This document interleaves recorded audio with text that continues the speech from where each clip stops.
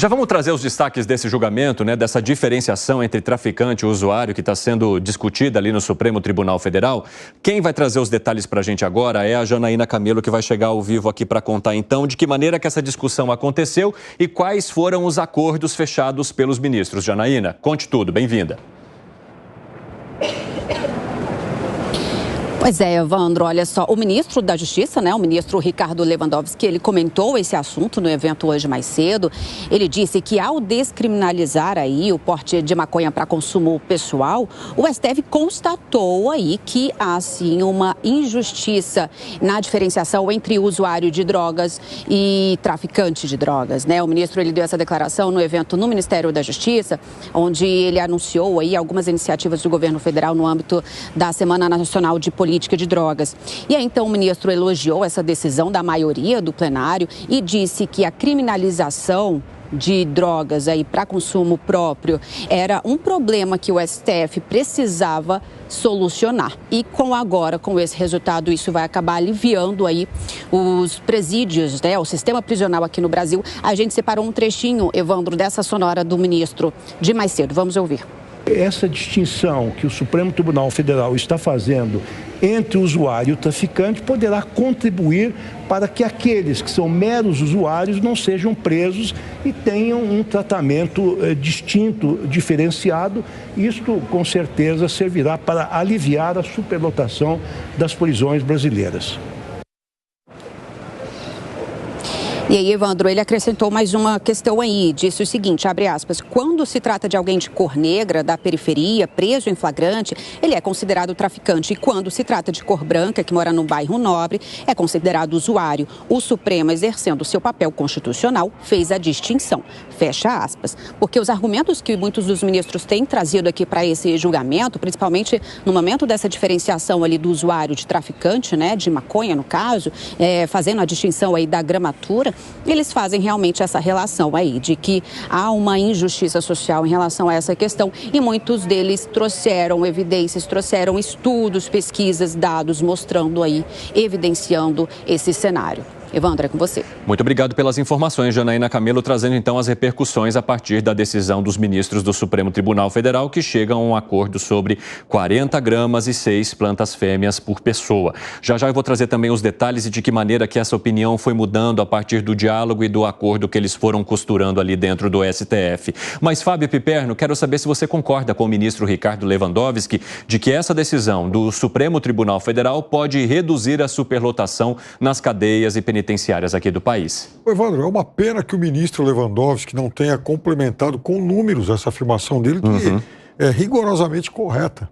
Então, segundo o mapa da violência aqui do IPEA, o Atlas da Violência, versão 2024, super atual, portanto, o Brasil tem 42.631 detentos no sistema. Teria 42.631 detentos a menos no sistema prisional se todos que foram presos portando até 25 gramas, não estou falando 40 não, 25 gramas fossem imediatamente liberados. E isso daria, inclusive, uma economia para o sistema de 1 bilhão e 300 milhões de reais por mês. Veja, uma quantidade mais modesta, inclusive, do que está sendo discutida aí pelo Supremo. Sim. Então, eu só lamento que o ministro não tenha complementado a informação dele absolutamente correta com esses dados numéricos. Eu só lamento que esse tipo de estudo não controle que, com pouca quantidade, também você pode ser um traficante, Evandro. É claro, o traficante é muito esperto. Quando ele sabe que tem ali a presença da polícia, ele diminui a quantidade em papelotes menores e esse tipo de estudo não considera isso, infelizmente. Tem uma questão interessante que justamente tem a ver com isso que você trouxe, Alan Gani, que está sendo discutida ali no Supremo Tribunal Federal. E percebam que essas imagens que aparecem aqui ao meu lado são imagens ao vivo, né, dessa essa discussão que ainda se mantém ali no STF. Ministro Cristiano Zanin falando neste momento de que há algumas questões que também precisarão ser vistas ali pelo delegado de polícia que recebeu o caso, ou até mesmo pela justiça, a partir da pessoa que for detida pela polícia por conta desse porte de drogas. Por exemplo, se ela estiver com uma caderneta de anotações, se ela estiver com uma balança de precisão, justamente para tentar identificar esses casos em que a pessoa esteja com a quantidade dentro daquilo que foi fixado pelo STF, mas com outras características que não a colocam como usuária. Agora, em falando de criminalidade, né, Gustavo Segré, a gente sabe que muita gente mal intencionada sabe criar bons disfarces para tentar enganar a justiça.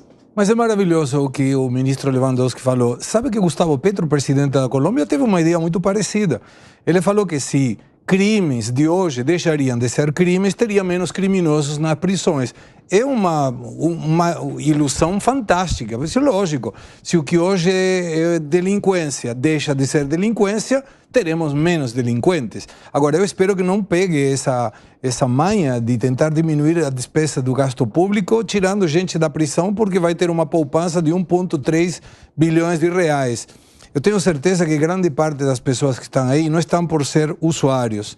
E aí agrega outra coisa, 41,5% das pessoas que estão hoje na prisão são pessoas que não têm sentença confirmada. Então, poderiam fazer o seguinte, quem não tiver sentença confirmada, sai também da prisão. Aí iríamos poupar um monte de dinheiro, de repente as contas públicas começam a estar mais em dia. Né? Ou seja, essa turma toda está presa por portar até 25. Então, vamos imaginar o seguinte, o sujeito que estava lá com... Mas podem ser traficantes, Pode ser traficante. Pode ser traficante, Piperno. Esse que é o ponto. Então, um critério, apenas um critério, não vai definir se é traficante ou não. A polícia tem uma série de critérios, o Zé sempre traz isso no programa. Existe um princípio basilar no direito que diz o seguinte, indúbio pro réu. Quer dizer, o sujeito está com um cigarrinho de maconha na rua. Ele é traficante ou ele é usuário? Esse é o princípio que levou a toda a impunidade no Brasil.